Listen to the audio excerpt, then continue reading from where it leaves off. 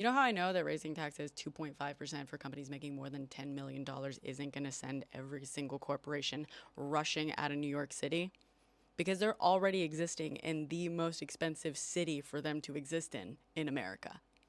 They're still here. It gets even better. So the average US office listing rate was 33.15 per square foot in May of this year, increasing 4.8% year over year. That is the national average. Not only is Manhattan the most expensive office rental market with an average of $68.8 per square foot, which granted did go down this year, it's also the most expensive market to purchase in. For some reason, this whole overview doesn't provide the exact dollar amount that I could find per square foot for Manhattan, but we know that it's more than the Bay Area, which is second place at $356 per square foot. So Manhattan is more expensive than that. And despite those much higher costs, Manhattan has one of the highest office occupancy rates in the nation. It has the highest rate of year-to-date sales of any city, which is interesting when you compare it to Austin, which recorded the second highest vacancy rate in the nation at 26.7%. Austin, by the way, is all the way down here on sales. Granted, Austin's average rent is higher than the national average at $46.11 per square foot, and its sales price is a little high at $221 per square foot. The national average is $194. But it is interesting, in addition to the fact that Houston remains one of the most affordable office markets in the country, especially when you remember that Texas has no income tax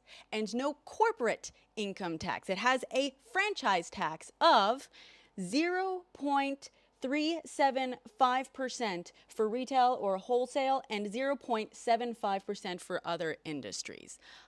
And that's been being the case, by the way. So I don't know, it kind of sounds like Manhattan must have something to offer if it's worth all that much more. Maybe it's things like the city's infrastructure. Maybe it's the city's accessibility to commuters. Maybe it's the city's services and the access not just to employees, but also to other businesses, not just the big ones, but all the little ones. You know, the ones populated by workers that are serving you your lunch. The workers that have to afford to live somewhere within range to go do their job so that you can eat halfway through the day. You know, all the sorts of things that our taxes pay for and basic affordability provides. But sure, if corporations want to leave, they absolutely should. It kind of sounds like if some of them did in fact choose to do so, it could actually slow down the corporate rental market, benefiting all the businesses that chose to stay behind. Maybe even make some room for smaller businesses to enter the market. But let's be real, they're not actually gonna leave. Hey, red states should actually be really happy about this, right? Because they'll get all our cast-offs.